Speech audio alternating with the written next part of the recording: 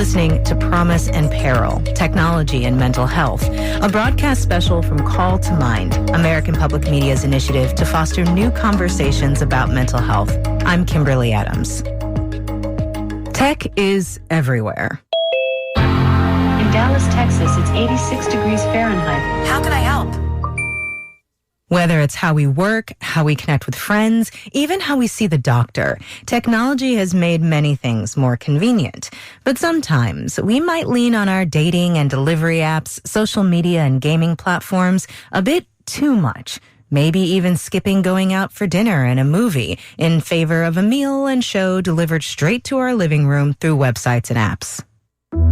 Numerous studies have found that social media is associated with an increased risk of depression, anxiety, and psychological distress.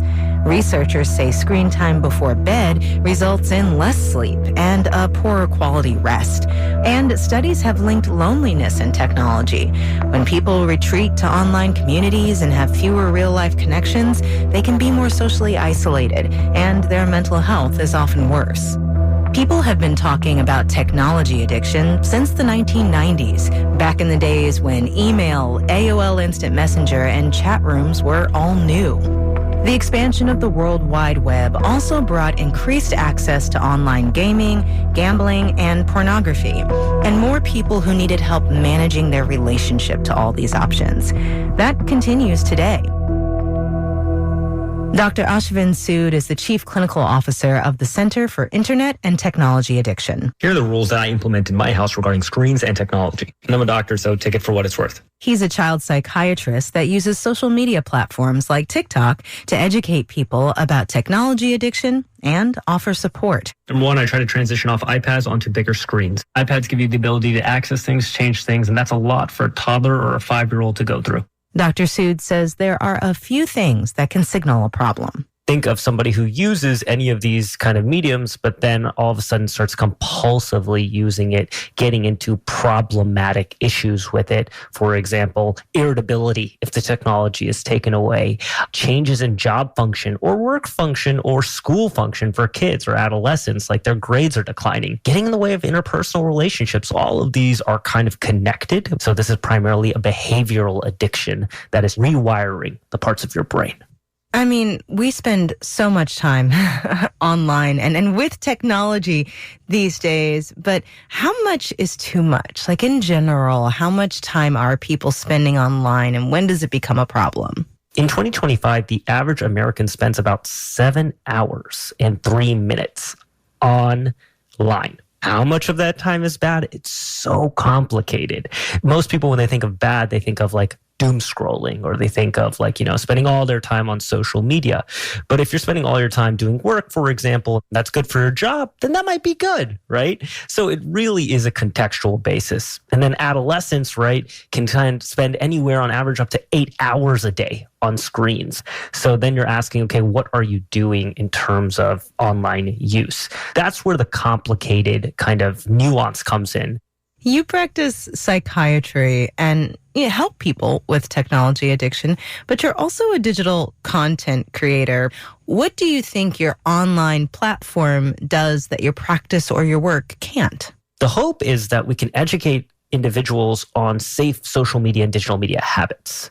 There's been a lot of push of banning. Social media and online use is everywhere. It's so pervasive. So what it is it becomes more of how do you navigate safely. So as a content creator, that's what I get to do. I get to look at parental controls and navigate that. I get to look at what iPhone and Androids are using for kind of how to make things less stimulating. I get to kind of hear what parents say when they leave comments, like my kid does this. I've learned a ton from people suggesting alternative options. So it becomes this just kind of overall resource for me, as well as an ability to reach a much larger audience in a way that they understand. Which platforms or types of online activity are particularly susceptible to setting off a technology addiction? Oh, there's so many, because no platform wants to say we get our people addicted, right? They just say there's a higher use. But every kind of tech can have that issue. In the video game industry, there's a whole kind of category of games called gacha games. Gacha is basically the idea of, hey, like you spend money in our game, and the more you spend, the more likely you'll get a reward that you might like. It's a random reward, but it's going to come randomly, and you have to spend more money to increase your chances. That's what gambling and slot machines are based out of. It's like the loot boxes in gaming. 100%, right? And there was a huge lawsuit about that, right? Because it was like, now are we doing online gambling with kids, right? So that is like, for example, one way an industry works. The other ways, right, are for kind of like getting you hooked. How common is technology addiction? It's hard to say like how exactly common it is. So for us to research how often people are using, it's mostly just based on like screen time. And then we look at the functionality changes as we talked about tech addiction. And those numbers increased during the pandemic and post-pandemic. Not necessarily tech addiction, but psychiatric conditions like depression or anxiety. And then we would ask about tech addiction, and those were also increasing. So it is becoming much more common as screens become more common. That being said, digital literacy is also increasing as well. So we're hoping to catch that trend before it becomes a digital pandemic, if you will. You mentioned which platforms are particularly appealing to kids. Is it different for adults? Yes. So your typical platforms for adults, that YouTube is kind of, and most people don't consider YouTube a social media platform. It is. And so about 90% of adults will use YouTube. Facebook is the second most common, followed by Instagram and then TikTok, which is a little bit higher than Twitter. And then the more text-based things start to follow afterwards. I can imagine somebody listening to this thinking, if my community is only online, then of course I'm going to spend more time online. I'm thinking about folks in the LGBTQ plus community who might not be able to find a community that they can relate to where they are, or people from other, marginalized groups. I can imagine them spending more time online than maybe somebody who's not part of a community like that. But when does that actually cross from just like, this is where I'm finding my community, so I'm spending a lot of time here, into a technology addiction? We talked about marginalized populations all the time in the pandemic, right? Kids are isolated. They need to connect to a group developmentally. And if you live in the rural area of a place that doesn't have the community resources that you would find in the middle of like a city, for example, online is where you would go to. And so we never want to say like, this is, all online tech is bad. I think where you start to see the issue is that when you get into people who are excessively using only the communities online all the time, right? If you are using 3, 4, 5, 6 hours online to be on social media, those communities are also higher risk of depression, anxiety, PTSD, ADHD, right? And so we start to see correlates that the more screen time you have, the worse those conditions become. Probably in general, tech addiction, I would say social media addiction for teens is probably your most common. As you get into more kind of subsets amongst males, you will technically find more issues with pornography addiction. Those are the two for teens. What about adults? For adults, it's primarily going to be falling into like doom scrolling, YouTube, kind of social media addiction. You still see online shopping addiction here and there. There's somewhat of like online gambling as well. So like sports betting is a huge thing, and people will spend thousands upon thousands of dollars. I don't typically find that in my teens, or some of my young adults do that, but that's more in my 30s and 40s patients that I see. And then video game addiction is very common in young to middle-aged adults as well. That's actually the most common type of video game player. That was Dr. Ashvin Sood, a Washington, D.C.-based child psychiatrist. We'll hear from him again later in the show. You're listening to Promise and Peril, Technology and Mental Health, a broadcast special from Call to Mind. I'm Kimberly Adams. As we heard from Dr. Sood, technology can easily get addictive.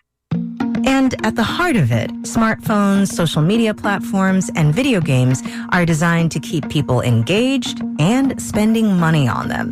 And every age group can have a problem. School-age children across the country spend a lot of time on their phones, and when you narrow it down to teens in the United States, they're absorbed with social media platforms for an average of about 5 hours a day.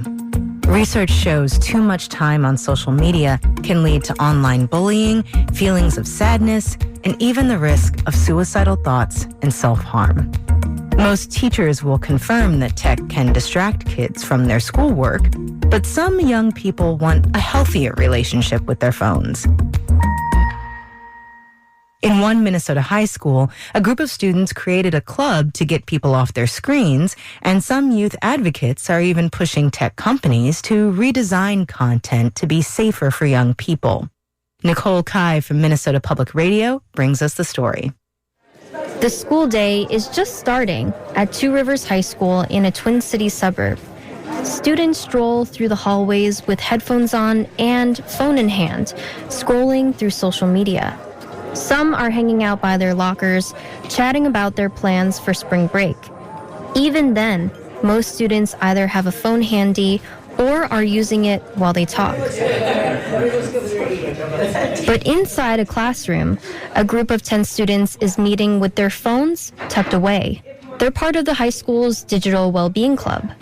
Their mission is to encourage the student community to create healthy relationships with social media and their screens.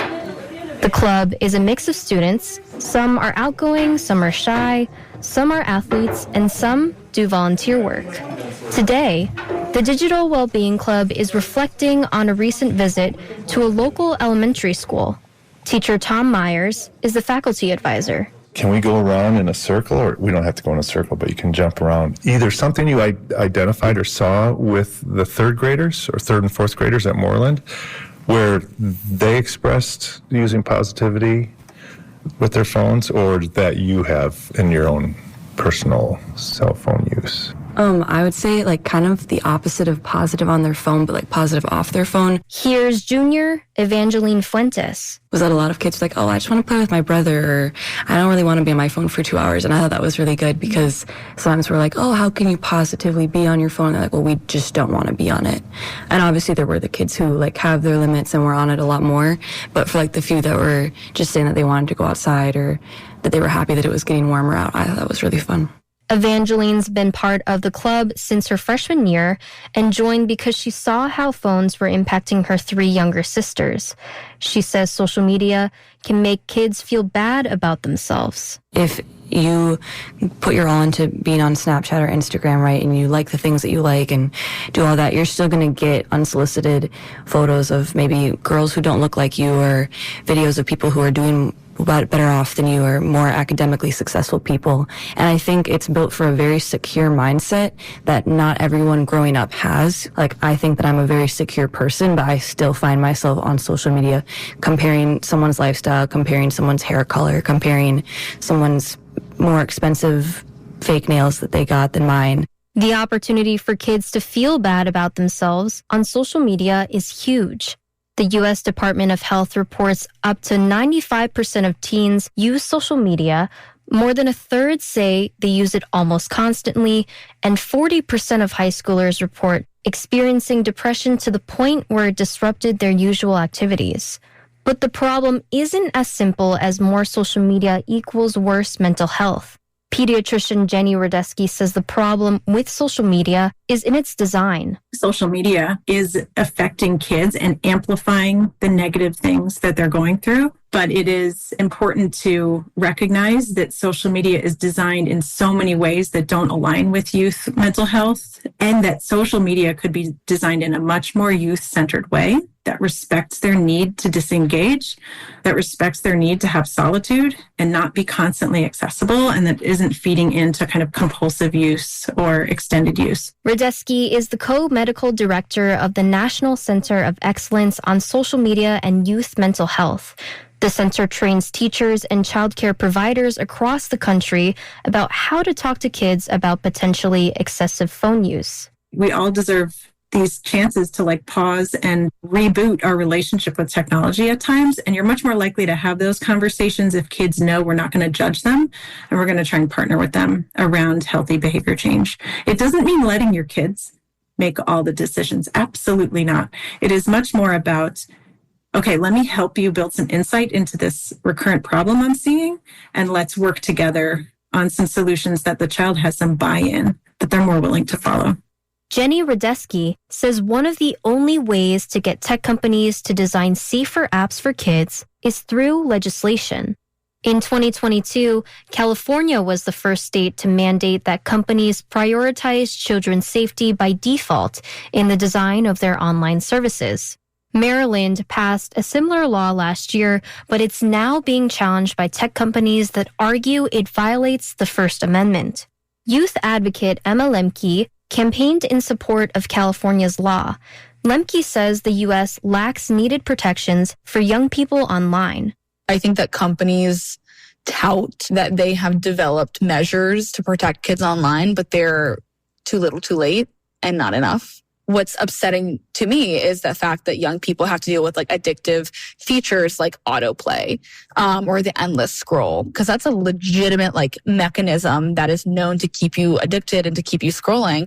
Lemke is a co-founder of Log Off Movement, a national youth-led nonprofit helping kids and teens build healthy relationships with social media and online platforms.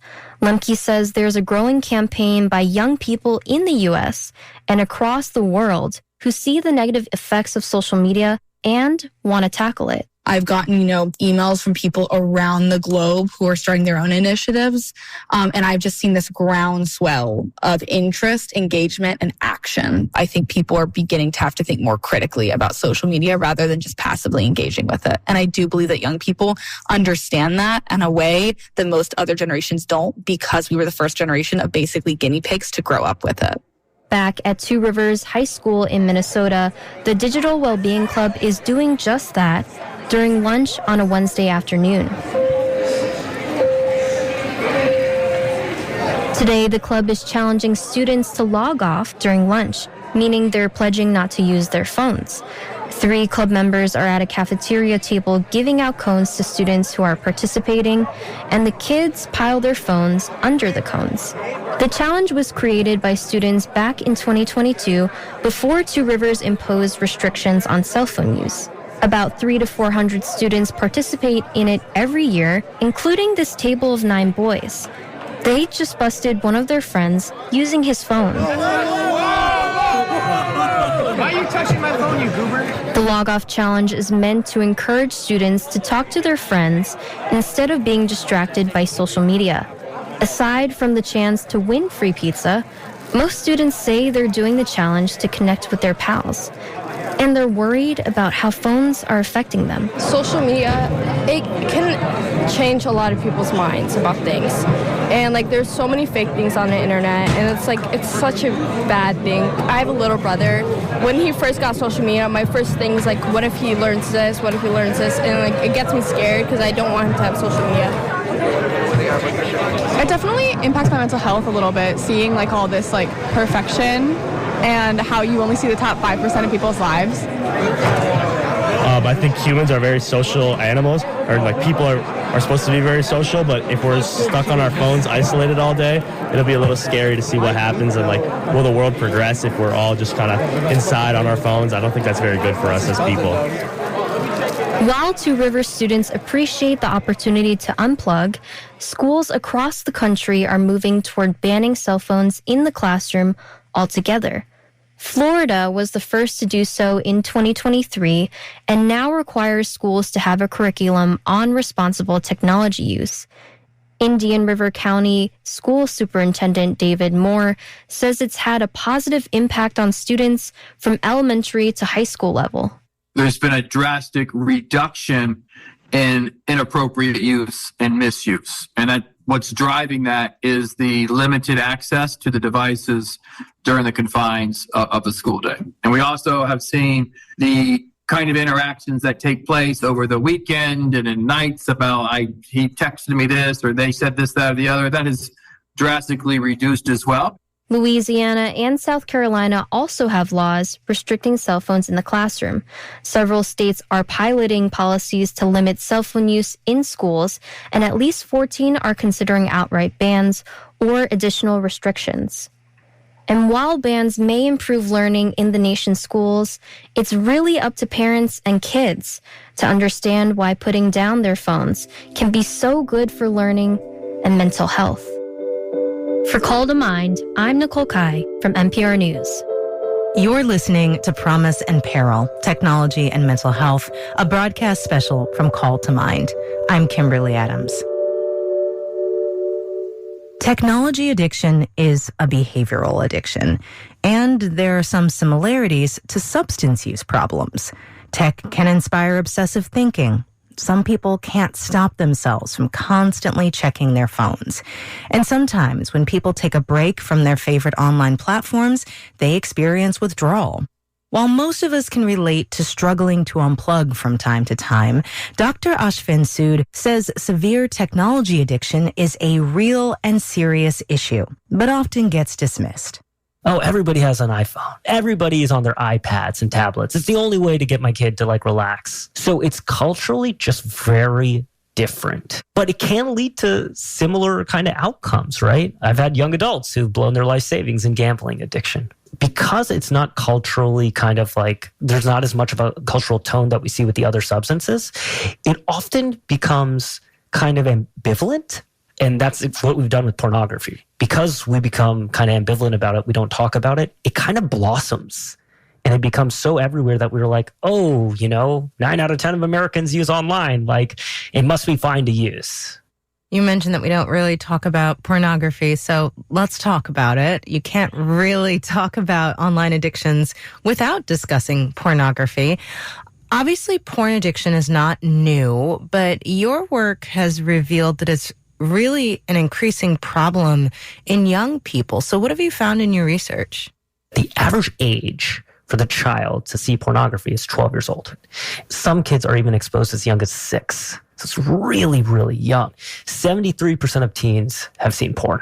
3 out of 4 kids have seen porn. And if we're not talking about it, 3 of the 4 are going to be like, okay, right? Where am I going to get my advice about sex?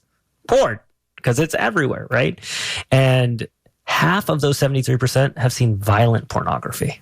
The additional thing is that the pandemic kind of was an accelerant to porn use too, because kids were inside, they were exposed to more screens, they were given a lot of online access, understandably, and parents were working. So, for example, a major porn site saw an 11% increase in just 1 month alone during the pandemic. That's millions of viewers. So just by that alone, you can see that it's kind of everywhere.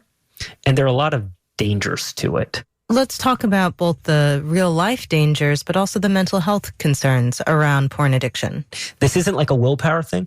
Addiction has neurobiological processes, and I'll try to break it down as easy as I can. There are kind of 3 parts that I want people to kind of think about in the brain: the nucleus accumbens, the amygdala, and the prefrontal cortex.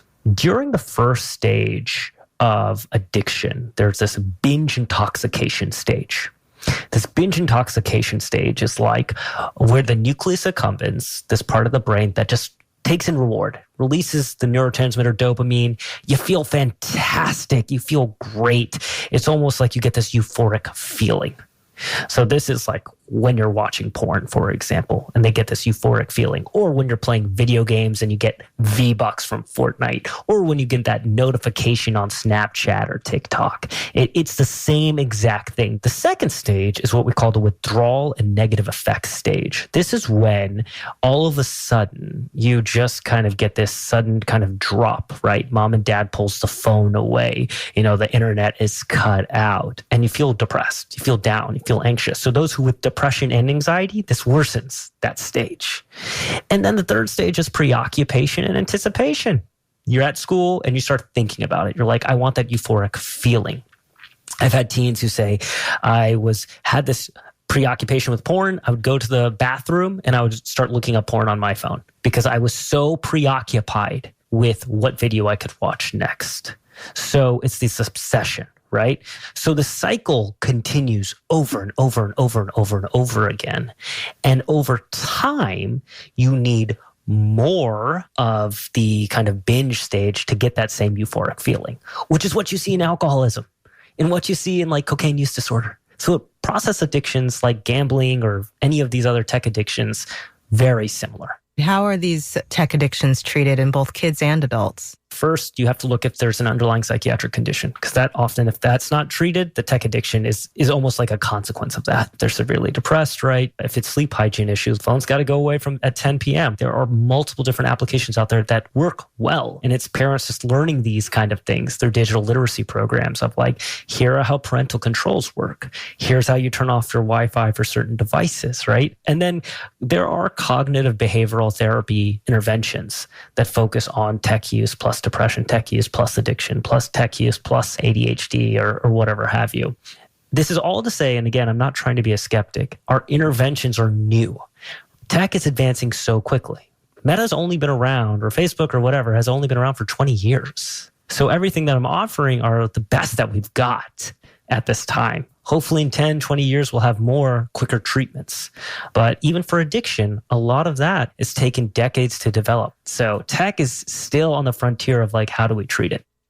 The devices and the platforms that we've discussed are not going to go away. And it's likely we're going to have more technology to navigate moving forward. What are things we can all do right now to manage or balance our online lives? First and foremost, what we always kind of push for is phone-free times, phone-free zones. Family phone-free times and phone-free zones. Keep the phones all together from 5 to 7 and have dinner together. AI, don't get too lost in it. AI has been integrated since the 70s in tech. It's just now getting a lot of advertising and a lot of money into it. I personally think that chatbots and all of this stuff, it's not well regulated enough. And AI in general, with the different types of chatbots and things like that, aren't well regulated enough yet. AI in general, it's going really fast, really quick. So it's still really early to say. That was Dr. Ashvin Sood, a Washington, D.C.-based child psychiatrist and the chief clinical officer of the Center for Internet and Technology Addiction. We're going to take a break, and when we come back, we'll hear about the online communities that target the interests and often vulnerabilities of men. It's called the Manosphere. That's coming up on Promise and Peril, Technology and Mental Health, a Call to Mind special from American Public Media. Welcome back to Promise and Peril, Technology and Mental Health, a broadcast special from Call to Mind, American Public Media's initiative to foster new conversations about mental health. I'm Kimberly Adams.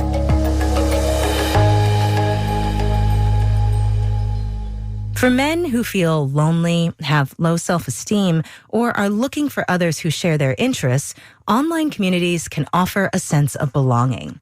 But some men travel into dark corners of what's known as the manosphere. Websites, blogs, online forums, and podcasts that promote a narrow definition of masculinity and often anti-feminist or homophobic views as well. Brett McKay here, and welcome to the 1000th episode of the Art of Manliness podcast. Yes, 1,000 episodes. Andrew Tate reveals who controls the world. If you say the wrong thing or think the wrong thing, you're going to be punished for it. There's not a girl I look at that I want that I can't have. The Joe Rogan Experience. When you look at women actually want in a male, they're not looking for an equal, they're looking for a superior, right? It's become a disparaged term, like to be a man. Yeah, that shouldn't be. It's okay to be a man. I mean, who do you think built the country? Manosphere influencers promise their followers success, fitness, relationships, and confidence. But the message they send can sometimes leave men feeling worse about themselves and the world. As Kelly Libby reports, men in need of social connection can find healthy spaces online. Ben and Justin are two dads in their 40s who get together twice a week to play video games. Tonight, they're playing Lethal Company. It's a survival horror game. You are a character on a mission to collect scrap. You travel from planet to planet, and bad things happen. That's Ben. And here's Justin, trying to avoid one of those bad things. That is a landmine, but actually that's not that dangerous. We can probably walk around the I look forward to watching you blow up. Oh, good job. Very well done. Very well done. Ben and Justin have been friends since they were kids. Now they live about 50 minutes apart near Boston, Massachusetts, and have full-time jobs. So helping each other collect loot on an abandoned virtual moon is a way to hang out. Sometimes in the game, they catch up on life stuff. Sometimes they make dad jokes, like when Ben's character dies. Now I'm in the video game equivalent of bridge. Bridge? What is that? Well, when you play bridge, one person is always sitting out, right? Who's that? What's that person called? I'm the person who makes drinks. I don't know. The drink mixer. Ben and Justin say their experiences with online multiplayer gaming are mostly positive, even when they're playing with strangers who are different from them. Ben and I don't hang out with a lot of people from the other side of the political spectrum as us, and pretty easy to run into those folks playing games. So I like that part of it when you run into some people. Also, I think people are generally up for some shenanigans, and doing shenanigans with strangers is fun. Shenanigans is one thing, but sometimes video games and other digital media can bring out the worst in people. Racism, harassment, what some people call toxic masculinity. So I don't use the term toxic masculinity for a number of reasons. Dr. Saeed Hill is a psychologist in Asheville, North Carolina, who specializes in violence prevention and promoting healthy masculinity. Hill's clients are mostly men. Years ago, he started noticing something. Boys and men were kind of learning about themselves in a way that was, well, the main way we might describe you as being quote unquote masculine is toxic. And folks really resented that, saying like, well, I don't feel like I'm just inherently toxic because I'm a masculine person or a man. So instead, Hill uses the term restrictive masculinity. Restrictive being a very rigid way of being men, saying that men and boys always have to be very stoic, not show a ton of emotion. The emotions that they do show have to be things like anger, or that men always have to be the breadwinners, or men always have to initiate dating. Men always have to have sex or want to have sex. It can feel very confining. It can feel very restrictive, and it can keep us feeling very lonely, isolated, depressed, and anxious because we can't be all of those things all of the time, because we're not just men or masculine entities, we're human beings. The last few decades have seen the explosive growth of both social media and smartphones. Meanwhile, social distancing during the COVID-19 pandemic accelerated online media use. And that continues 5 years later. It's part of a larger trend of social isolation in America that began decades ago. Now, men who feel lonely and isolated can easily find themselves caught up in the so-called manosphere. Manosphere influencers promise solutions for men who want to better their lives: workout routines, financial advice, and sex. They push a vision of wealth complete with luxurious penthouse apartments. Solutions peddled in the manosphere sound bold and tidy. But Saeed Hill says being human is messy, and that's why men need support. But what these manosphere folks are telling you is sort of the exact opposite. No one's there to help you. You have to go at it. Rigid independence and that sort of thing. So a lot of men just looking for basic information about things like dating and sense of belonging can be really funneled into the manosphere because the algorithms are set up to capitalize off of that loneliness, that anxiety, because they can profit off of it. Policymakers and parents alike are concerned about the effects of manosphere ideology on young men and teenage boys. And not just in the US. Teachers in Australia and the UK report a spike in sexist behavior in their classrooms. So should men and boys avoid these online spaces? James Ivory is a professor and researcher who studies new media at Virginia Tech. Ivory says social media and online games are not inherently problematic. It's the behavior some people bring from the outside into these digital spaces. Lately, we've seen an increasingly kind of hostile and polarized social and political and cultural environment, and we see it online in places like social media. So it's not at all surprising that we also see little pockets of game communities where there's not only things like toxic behavior in the forms of harassment, but also toxic behavior in the form of extremist views and extremist behavior. Ivory says there's recently been a lot of attention paid to research claiming links between online activity and poor mental health outcomes like suicidal thoughts and depression. But there's not a lot of evidence that these two things go together.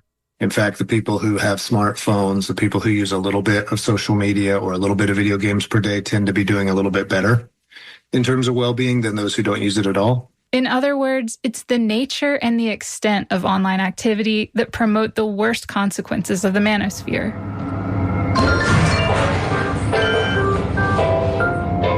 Oh, the elevator has music? Yeah. It's really good. For men like Ben and Justin, their online gameplay is a healthy reflection of their friendship in real life. It's fun and silly, and they've got each other's backs. Yeah, so this is pretty much as pointless as our day jobs, man. Don't say that. For Call to Mind, I'm Kelly Libby. You want to run back with the stuff? All right, I'll run back with the stuff. You try not to die. Yeah, that's the plan. Plan is always try not to die. You're listening to Promise and Peril, Technology and Mental Health, a broadcast special from Call to Mind. I'm Kimberly Adams. When the COVID-19 pandemic hit in 2020, daily life changed in so many ways. The sudden shift to remote school, work, and socializing introduced endless new options for virtual connections. And notably, millions of employees set up home workspaces and quit going to the office. Many people also started seeing physicians and mental health providers in virtual appointments. So, has this shift from the doctor's office to the doctor's screen been a good one? Psychiatrist Jay Shore is executive director of the Brain and Behavior Innovation Center at the University of Colorado Anschutz.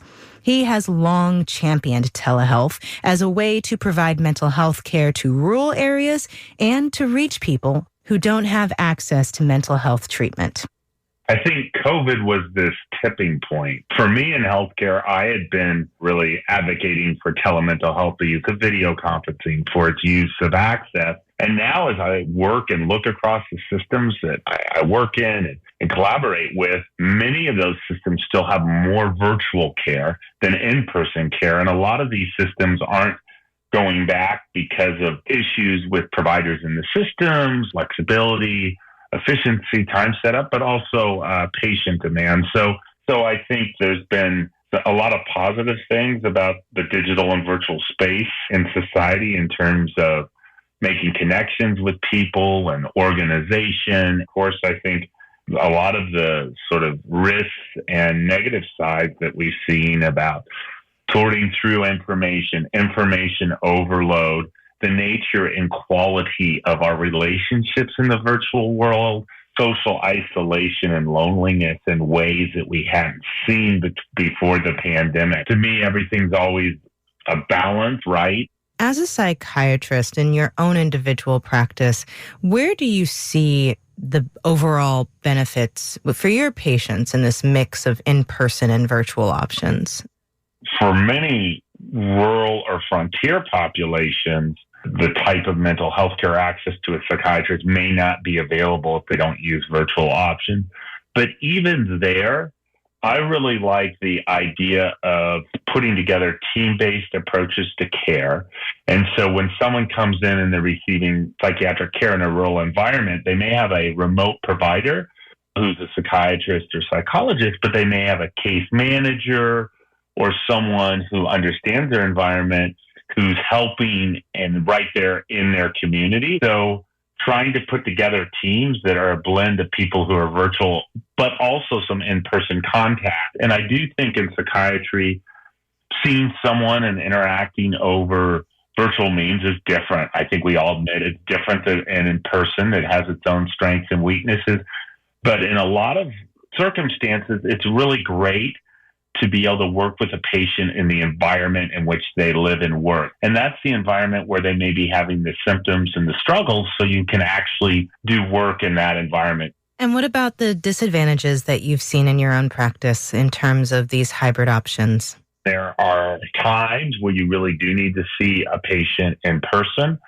So take, for example, a patient who's struggling with really bad anxiety about leaving the house. So maybe because they have a history of trauma or something like that. So doing initial sessions virtually into their home creates the ability for them just to engage in treatment and connect.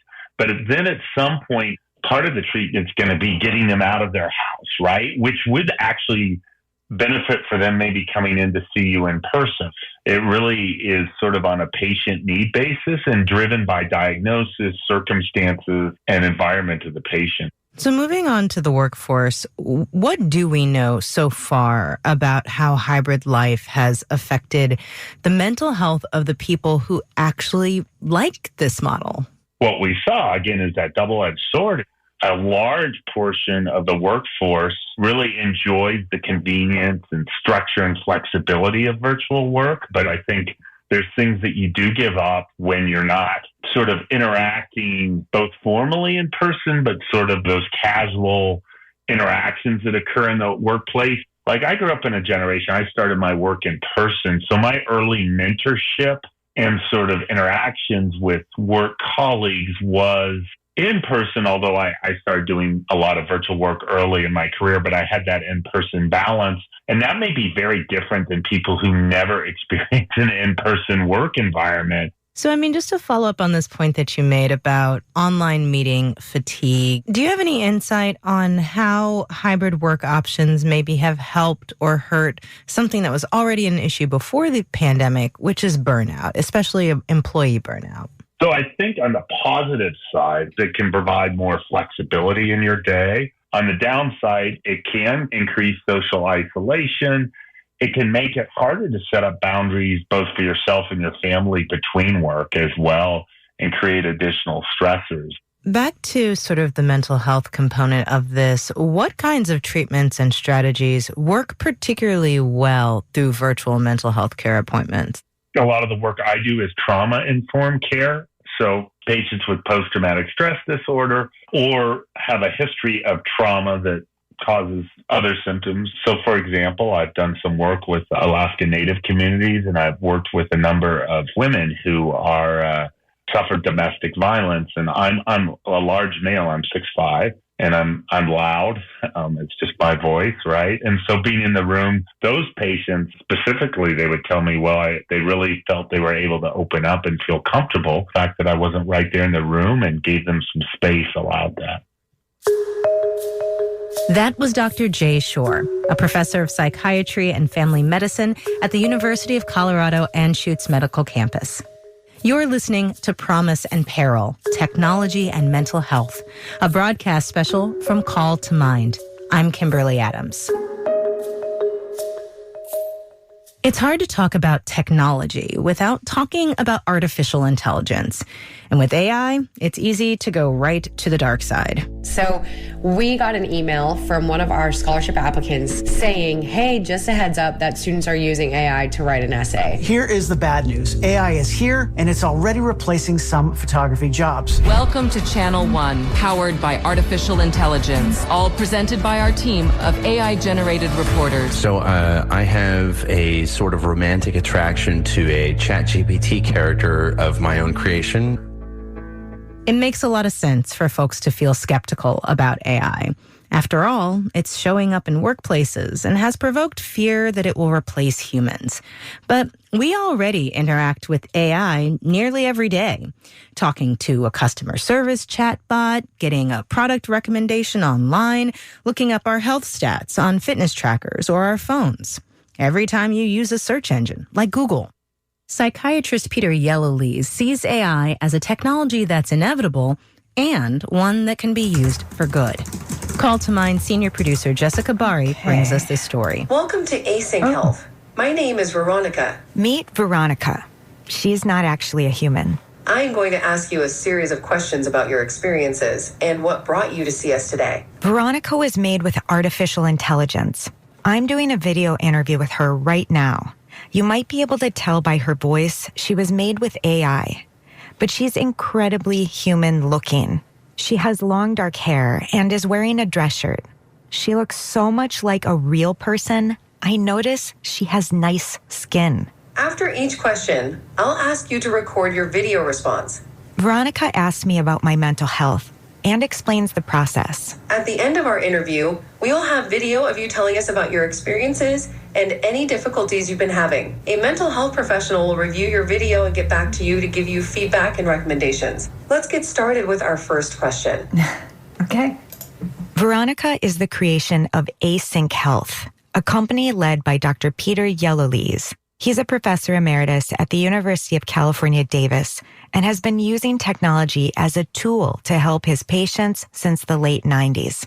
I had great difficulty, as people still do, diagnosing schizophrenia. But we knew that typical language of people with schizophrenia has a series of abnormalities. And so we actually decided to try and create an AI tool that would analyze everybody's language. Dr. Yellowlees has worked at the intersection of technology and mental health for over 30 years. He's considered a pioneer and sees great opportunities to improve both the patient and physician experience. But that's if the technology is ready and used with care. The Async Health agents, like Veronica, took more than a decade to develop and test. They are not programmed to do any kind of therapy, and if a person sounds like they're in crisis, they will be directed to emergency support services. The agents are programmed to do an initial interview with the patient on behalf of the mental health provider. I asked Dr. Yellowlees if the agents have the ability to ask their own questions. We deliberately don't let them do that because AI agents can go in all sorts of directions. There have been a number of quite well-publicized cases of audio AI agents asking really unfortunate questions. He says there was a time when an agent misunderstood a story from a patient with an eating disorder and followed up with a question that was really insensitive. So we pre-program all the questions.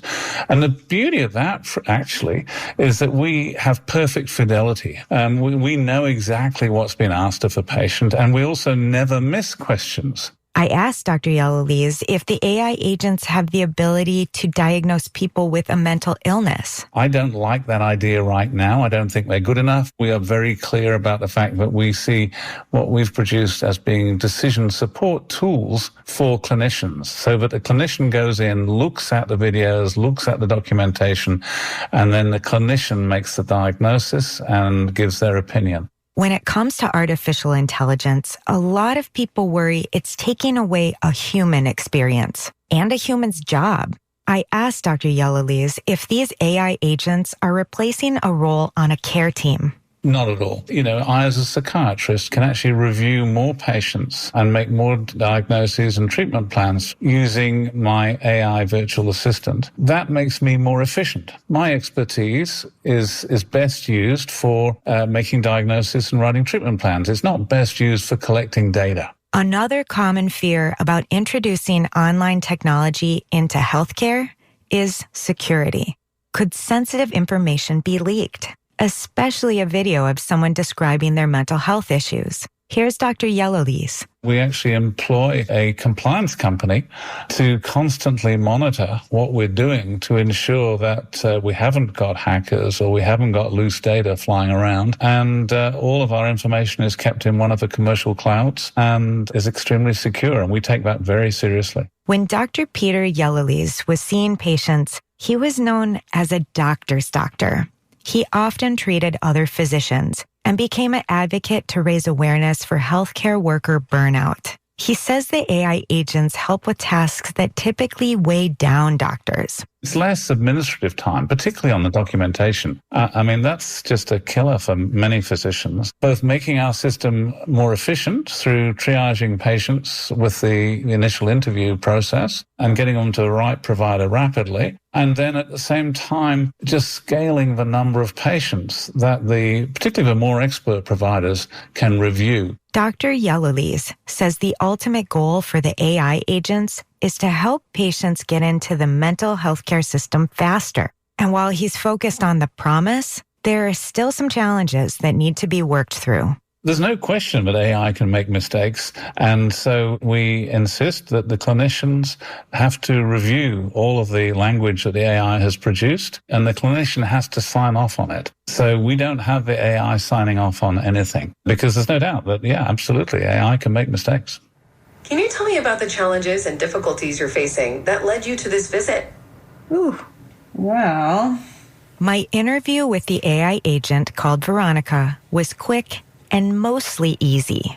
Okay, thank you for telling me that. How frequently are you experiencing these symptoms? Daily, weekly, or monthly? And how do they affect you? How long have they lasted? And are they getting worse? Oh, Veronica, that's a lot of questions at once. I did my interview with Veronica at home, and it lasted about 15 minutes. She'd ask a question, I'd record my answer, and then I'd have the opportunity to review and re-record if I didn't get it right the first time. That was my favorite part of the experience. I've had doctor's appointments where I walked away, realized I forgot a detail, or wished I had said something else. At the end of my online interview, Veronica thanked me and told me a mental health professional would be in touch. And she offered one last note. If there is anything about your situation that you feel is very important and which has not come up through this question process, please make sure to tell the mental health professional. All right. Thanks, Veronica. For Call to Mind, I'm Jessica Bari, an actual human. It's going to take a long time to truly grasp the long-term effects of technology on our collective mental health. And as new platforms, tools, and digital options roll out, the way technology influences our lives will keep changing. Dr. Ashvin Sood says, for now, there's a simple way to test whether tech has become a problem in your life. Does it make you feel better or worse?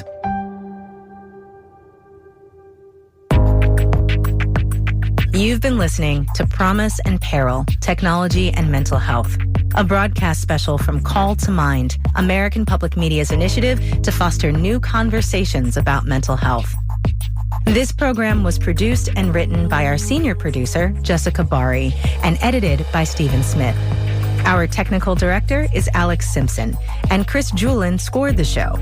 Matthew Alvarez provided production support, and this show was hosted by me, Kimberly Adams. To find resources and all of our past programs, visit our website at calltomindnow.org. Thank you for joining us for Promise and Peril, Technology and Mental Health, a broadcast special by Call to Mind from American Public Media. You're listening to WMNF Tampa. Hi, this is Miss Julie. Our week-long summer membership drive begins at 9 a.m. on Wednesday, May 28th, and goes through 9 a.m. on Wednesday, June 4th. We're seeking volunteers to help take pledge calls and food donors to help feed those hungry and hardworking volunteers. Restaurants, caterers, or chefs can find out more about donating drinks, snacks, or full meals by calling me at 813-238-8001 or email missjulie@wmnf.org. I can also help you register to volunteer or sign yourself up. Thanks.